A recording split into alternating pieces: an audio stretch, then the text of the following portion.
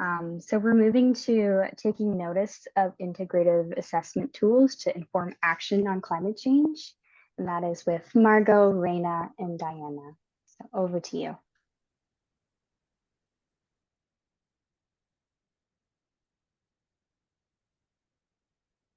Oh, I cannot hear you, Margot. Great. What a fabulous session and just that I feel so inspired by all of our next generation colleagues, and it's going to mean that I'm a bit slow now as I pull up the slide deck for our talk, but it's going to be with us momentarily. But that's a good sign, I think, that sometimes you actually feel filled up and your fingers don't work. So, we're really excited about a chance now. It's wonderful, Chris, that you've been able to join us, and we will also be coming to Chris and another voice from Michaela as we wrap up at the end of our session here. So I'm going to share my screen. I hope this is going to work. And up to the top. Go with me here. I've got too many windows open, and we're going to begin with Raina. So over to you, Raina. Thanks, Margot. Yeah, this has been a really fulfilling day. Just to briefly introduce myself, because I know people have been coming and going. My name is Raina Farmerton. I'm a public health physician, and I one of the medical health officers at Northern Health. I am what's the acronym? PICU, the principal knowledge user for the overall ECHO network. And as mentioned, Elder McIntosh kindly gave us that beautiful video to open up and ground our day. I'd also just like to take a moment to respectfully acknowledge the land that we are gathered on today is the unceded territory of the Lheidli T'enneh First Nation. Climate change and health are intimately connected to the health of our ecosystems and environments. And I'd just like to acknowledge the past, present, and future stewardship of these lands by the Lheidli T'enneh who've lived in this territory for over 9,000 years. Slide. Just wanted to acknowledge, like, in terms of Northern Health as a health service delivery organization, and this is relevant to UNBC as well as to the work of the ECHO network in general in Northern British Columbia, we acknowledge for awareness of all of you that Northern Health, we service 55 First Nation communities, 10 chartered Métis communities, as well as the Inuit, urban and away from home Indigenous peoples that reside here in Northern BC. So yes, today we've heard many beautiful stories of lessons that have emerged since we launched the ECHO network on Lheidli T'enneh and Sycus territory, including here at UNBC back in, if you can believe it, May of 2017. As we've been hearing today, you can glimpse in these pictures the ECHO network brought together university researchers and research partners across Canada as well as internationally who've identified a need to better understand and address health, environment, and community impacts of resource development.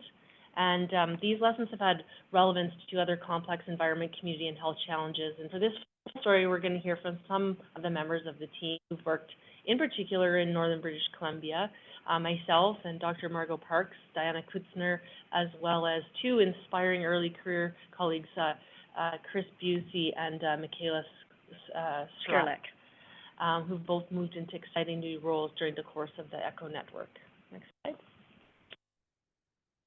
So in this final story where you've been hearing this taking notice for action theme, and that has driven our thinking through the entire idea of an observatory network. How do we actually take notice? Do we observe and move things to action? And some of the tools and processes that have helped us to do that in an integrative way, not defaulting back to just one thing or the other, but really deepening our understanding on these complex, interrelated environment, community, and health issues that, as we've been hearing, that health relationship, it is, and as often we've struggled sometimes, that it's been health focused on humans, but throughout our conversations, the importance of health of other species, of thinking about animal and wildlife health has been I would observe an increasing part of our conversation, and it's often been our early career colleagues who have demanded that of us. And so that applies when we talk about a conversation around climate and health. We're going to be talking about the influences and threads, and then we're also going to be talking about echo ripples. I want to acknowledge, even in these photos, you can just feel and see and glimpse the scope of territories. You can see here Lheidli T'enneh, Sykas and Cowichan First Nations, Musqueam, and now Alberta and Mi'kmaq territory. And so we actually, many of the lessons we've learned from these other territories are coming into our talk today. But we did begin, and as Raina will talk with us, with this idea of cumulative impact. So, Raina. Yeah, so during our time together with ECHO, the Northern Health Regional case was mostly focused on the cumulative impacts of the large industry in our region. You'll see some photographs there on the right of some examples of the larger projects, including Rio Tinto and pipeline projects, LNG, BC Hydro, et cetera. And then on the left, you can see that visual with the cascading impacts from upstream to downstream, which affects our communities in so many different ways, including our social systems, our ecosystems, our spiritual and cultural systems. And so these impacts impact the health of all these systems, which then, of course, impacts human health and the health of our communities and populations. And specific to greenhouse gas emitting industry, of which we have as well, many here in the north, we are also facing that double-edged sword, whereby the projects that are providing significant employment and economic benefit to people in our region, employment and economics being a big driver of health as well, are also contributing to the very real and devastating impacts of climate change, which we are now actively also working on at Northern Health. So to just recap and hold in our imagination that our challenge in this project was not to fix these issues.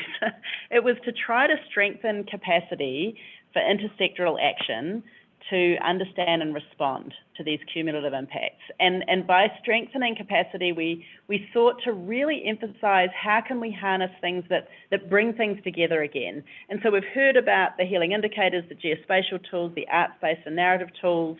And in the bottom right here, you can see some of the very particular integrative assessment tools that Chris and Ita and others really championed, such as the echo screen, trying to really push to the edge of what can actually bring together environment, community, and health information. And we're going to hear later about how that's also stimulating future work. So the idea here is that we weren't, it has been a challenge to us in some ways because we weren't actually doing new studies on any of the particular hazards or risks. We were trying to use what we already know better and to bring those together. And it's that piece that we really wanted to emphasize today, that is by using these tools, but not just the tools, the processes that then were associated. And so a lot of what we've just heard, including the really important work of what happens when we actually really dig deep into the emerging commitments that are started to become very clear in this work. So these commitments you've heard about starting to co-design in ways that prioritize Indigenous knowledges, bringing that equity piece to the fore, and that being equity not just for humans across generations, but also other species, foregrounding an ecological and a systems understanding, which does create complexity. And so that has been one of the main foci of our ECHO network, and we couldn't have possibly finished that work in the course of a team grant because it's so.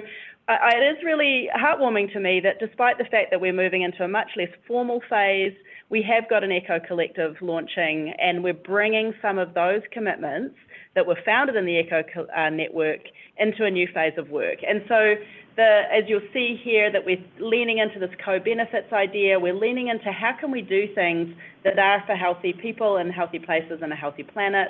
And some of the streams of work we're going to touch on, you've already heard about, the Healthy Land, Healthy People, our Land Health and Healing initiative that we co-designed with Lheidli T'enneh was a intentionally ECHO in the background, but supporting an Indigenous-led initiative. And Melissa and Kim and Elder McIntosh, who we heard from earlier, have all been really involved in that, and a number of other team members. And likewise, you're starting to hear about a new generation leaning into new phases of watershed work, and now this challenge of how do we bring this integrative thinking into the climate world.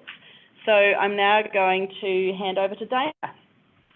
Yeah, thanks, Margot. You know, it's almost 2 years to the day that I left ECHO, and I started working as a regional planner with the First Nations Health Authority for about a year, and then I had the incredible privilege to move to Northern Health and work in a project management role briefly, and then move into the lead role for climate change and health at Northern Health, and that's been about a year now for me. So these integrative tools and approaches that we're talking about today, that we've heard about and how they have informed work, are, they're just really fueling to rehear about for me, and just kind of inspiring back to the ECHO days to think about how we can do this work differently. And so it's something that I've tried to anchor in the work that we're doing at Northern Health, which is really, at this point, fulfilling an ask by the Ministry of Health to conduct what is called a climate change and health vulnerability and adaptation assessment. So this is a major piece of work that often, it seems, focuses on the downstream impacts of the climate crisis. And you can see here on the right-hand side of the slide an image that was published at the beginning of this year, just illustrating how the ecological determinants of health and the social and structural determinants of health really inform the impact from the climate crisis on health systems, and the human health primarily is really what is illustrated here. And so, it's kind of the upside down of the cascading image, I think. But nevertheless, it shows how the climate crisis is putting the systems that we depend on, the living systems we depend on, at risk for all of us, our survival, and the more than human aspects of our ecosystems. And so, it is. The vulnerability and adaptation assessment is really focused on the top tier in this image, looking at what are the illnesses and burdens of illness that climate change will cause on human health and also health systems. And so I'm really challenged in my work to understand how I can bring in ECHO tools and processes that we have thought about for a very long time. And I think every time you move to a different sector, you're just kind of challenged with that. So it's one of the lessons that I've learned. And speaking of lessons, I think we'll move to the next slide, Margot. It's really what Margot had asked me to do as part of speaking here today, is understanding, kind of sharing a little bit about what I've learned through my time.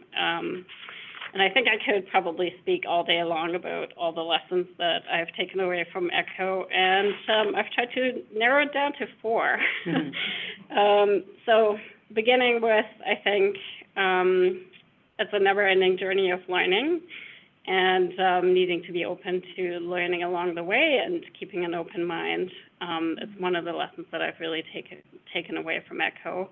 And just also, I think what Maya and Angel and others spoke to, and Dawn, kind of the leading of Indigenous communities and Indigenous leaders in the climate change and health space is so integral and important to the climate change and health work.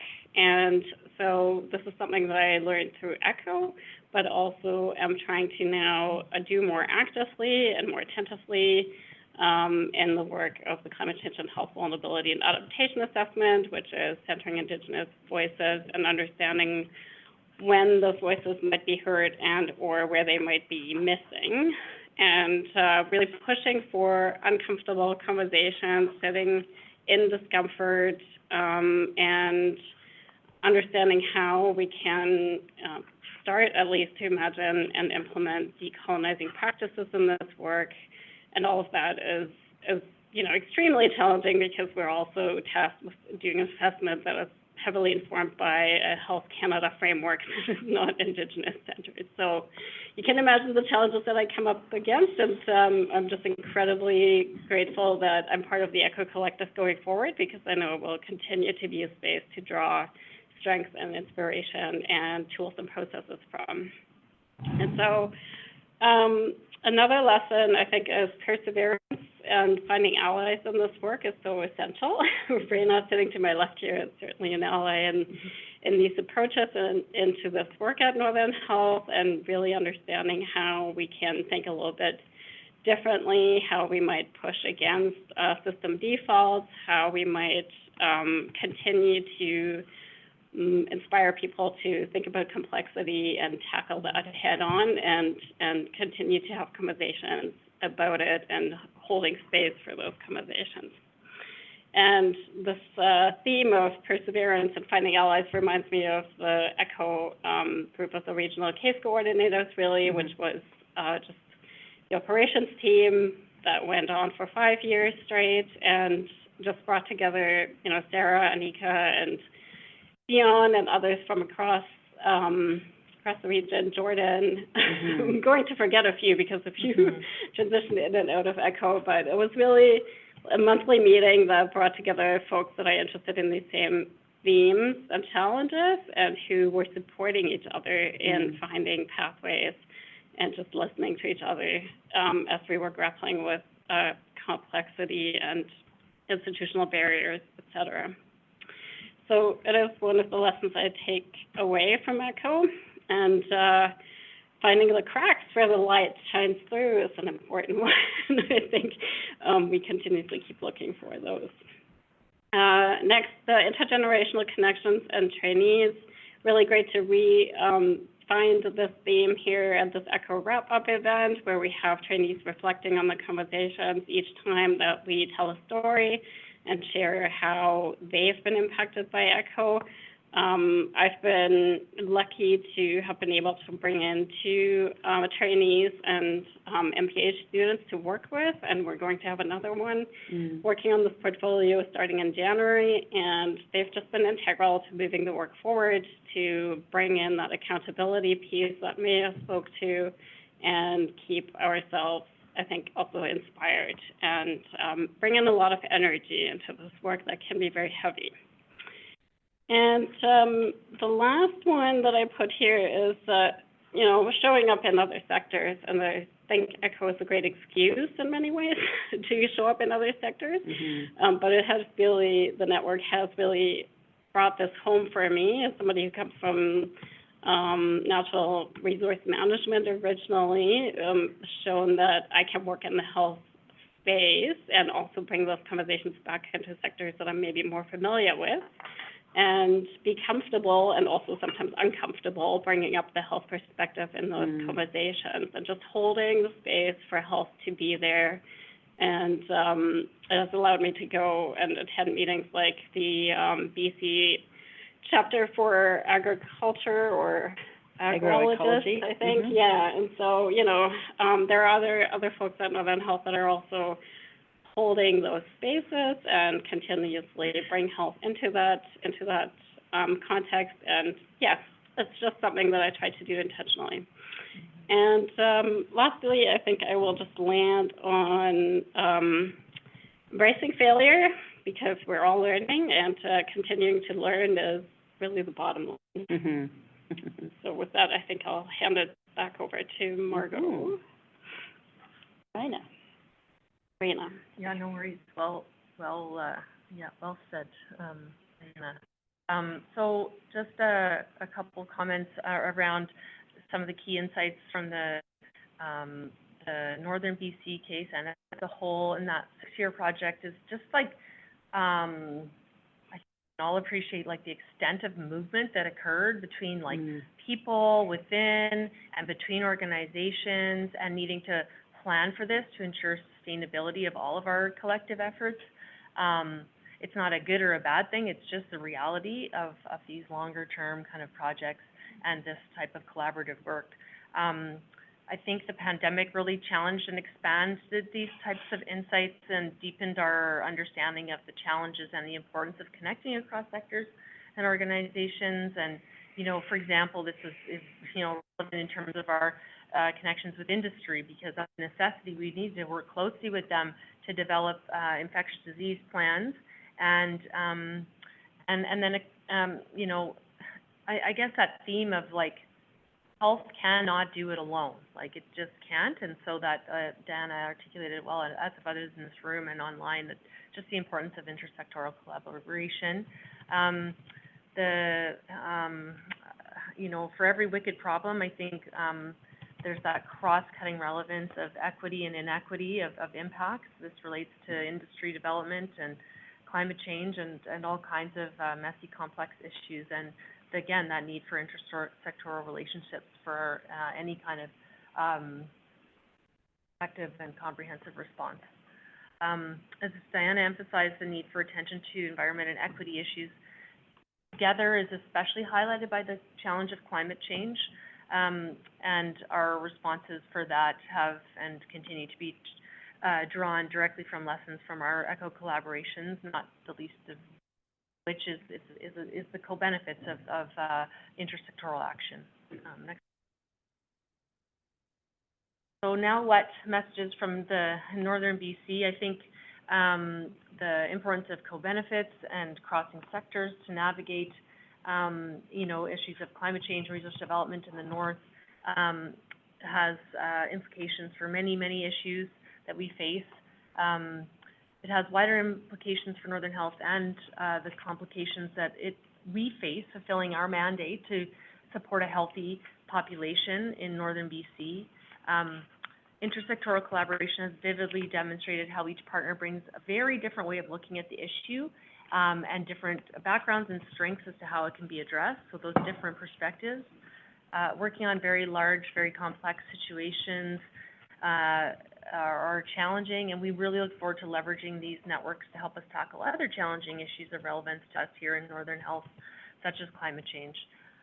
Stepping outside those traditional boundaries, so for example, like the MHO role, medical health officer role, which is my job, and you know, we're tasked with preventing illness, promoting and protecting the health of the populations in our region, and that means supporting local efforts to support issues such as watershed health. So I had the privilege of being invited to speak at the Nechako Watershed Roundtable not that long ago, and I have to say, you know, where 10 years ago when I first started in this position, I would have been challenged to understand, like, why am I being asked to do this?